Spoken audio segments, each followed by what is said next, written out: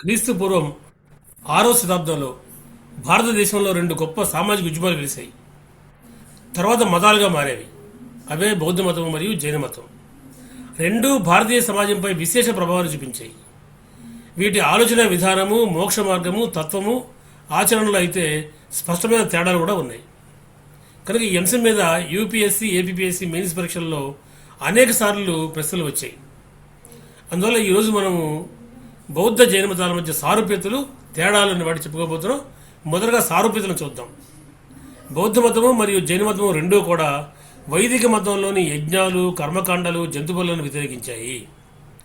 వ్యక్తిగత నీతి నియమాలు, సద్గుణాలు మరియు ఆత్మశుద్ధికి ఎక్కువ ప్రాధాన్యత ఇచ్చాయి. ఈ రెండు మతాలు కూడా అహింసా సిద్ధాంతాన్ని ప్రోత్సహించాయి. అలాగే ఈ రెండు మతాల ప్రధాన లక్ష్యం కూడా సంసార చక్రం నుండి విముక్తి పొందడమే. బౌద్ధ మతంలో దీని నిర్వాణము అనగా, జైన మతంలో కైవల్యము లేదా పరిపూర్ణ జ్ఞానము అని పిలుస్తారు.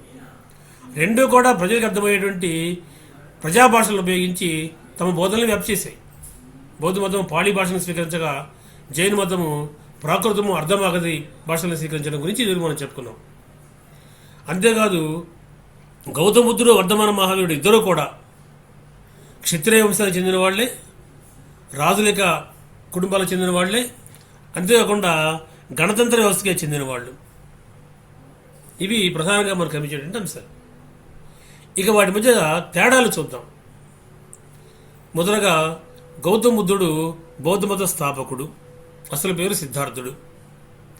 అయితే వర్ధమాన మహావీరుడు జైన మత స్థాపకుడు కాదు. ఈయన 24వ తీర్థంకరుడు. జైన మత విశ్వాసం ప్రకారము ఆదినాథుడు లేదా వృషభనాథుడు జైన మత స్థాపకుడు. అయితే చరిత్రకారులు కేవలము 23, 24 తీర్థంకరులే గుర్తించారు. కాబట్టి 23వ తీర్థంకరుడైనటువంటి పార్శ్వనాథుడినే జైన మత స్థాపకుడిగా ప్రస్తావిస్తారు.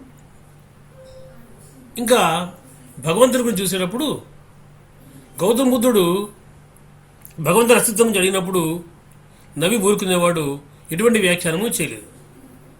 కానీ జైన మతం మటుకు భగవంతుని అస్తిత్వాన్ని గుర్తిస్తుంది.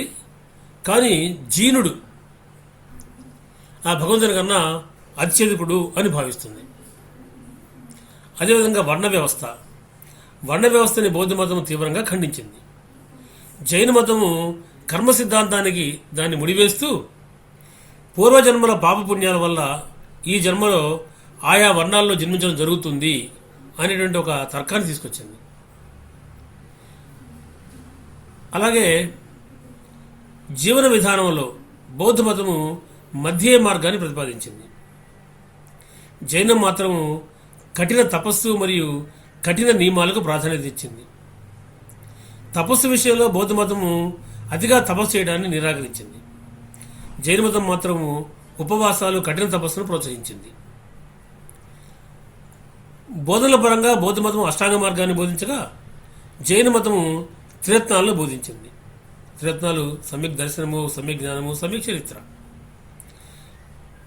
గ్రంథాల పరంగా బౌద్ధ మతంలోని త్రిపిటకాలు ప్రధానంగా పాళీ భాషలో ఉండగా, జైన మతంలోని పూర్వాలు, 12 అంగాలు, 12 ఉపాంగాలు ప్రాకృత, అర్ధమాగధి భాషల్లో రాయబడటం మనకు తెలుసు.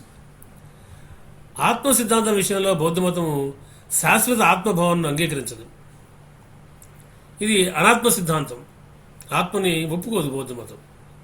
కానీ జైన మతం మటుకు ఆత్మ సిద్ధాంతాన్ని విశ్వసిస్తుంది, ఆత్మ యొక్క రూపాన్ని గుర్తిస్తుంది. అదేవిధంగా మోక్ష సాధనలో కూడా బౌద్ధ మతము కోరికల నిర్మూలన ద్వారా, కోరికలు అణుచుకోవడం ద్వారా నిర్వాణాన్ని పొందవచ్చు అని ప్రతిపాదిస్తుంది.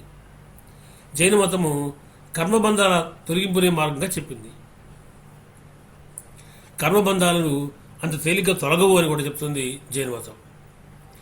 సన్యాస సాంప్రదాయంలో బౌద్ధ మతం సంఘ వ్యవస్థను అభివృద్ధి చేయగా, బుద్ధం శరణం గచ్చామి, ధర్మం శరణం గచ్చామి, సంఘం శరణం గచ్చామి. ఇది మహాయాన బౌద్ధ మతం యొక్క ఒకనొక నినాదం. జైన మతంలో దిగంబర మరియు శ్వేతాంబర సంప్రదాయాలు ఏర్పడ్డాయి. బౌద్ధ మతంలో చీలిక ఏర్పడినప్పుడు సిద్ధాంతాల మీద విభేదాలు వచ్చినాయి. కానీ జైన మతంలో దిగంబర, శ్వేతాంబర శాఖల మధ్య సిద్ధాంతాల మధ్య అయితే తేడాలు లేవు.